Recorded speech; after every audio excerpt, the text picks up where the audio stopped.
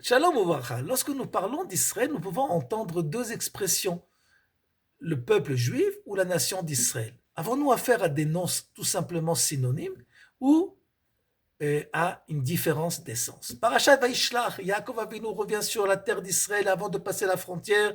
Il va avoir un combat avec l'ange de Esav, l'énergie de Esav, qui va gagner, et par conséquent, cet ange va bénir et Yaakov par la bénédiction suivante, qu'à partir de maintenant, Yaakov ne se suffira plus du nom de Yaakov, mais aussi du nom d'Israël.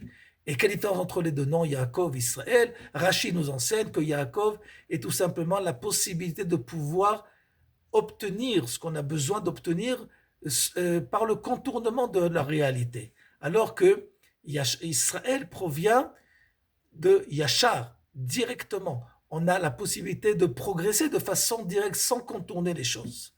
Et voilà que ces deux fréquences ont accompagné le Ham Israël, la nation juive, pendant son histoire. Lorsque nous étions en Galoute, la fréquence que nous avons utilisée a été la fréquence du contournement de Yaakov. Nous n'avons pas pu s'exprimer de façon claire, précise et droite, parce que la menace de la Galoute était là, et donc nous devions essayer de diffuser un message, peut-être partiel, et de façon contournée, de pouvoir tenir et résister à la Galoute.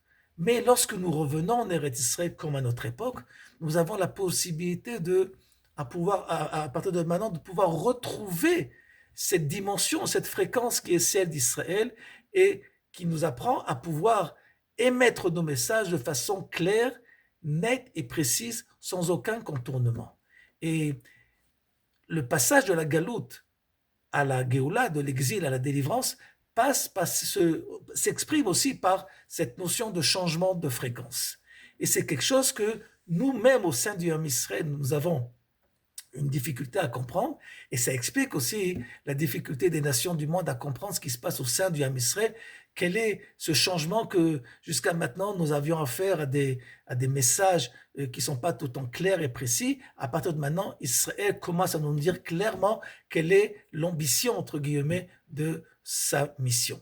Et si on a compris cela, on comprend aussi qu'il y a une différence d'essence entre la nation d'Israël et le peuple juif. Juif, c'est un diminutif d'Israël, de la Galoute, au moment où nous devons émettre nos messages de façon contournée. Tandis que lorsque nous sommes en Eretz Israël, nous avons la possibilité de vivre la notion, la fréquence de la droiture divine au maximum.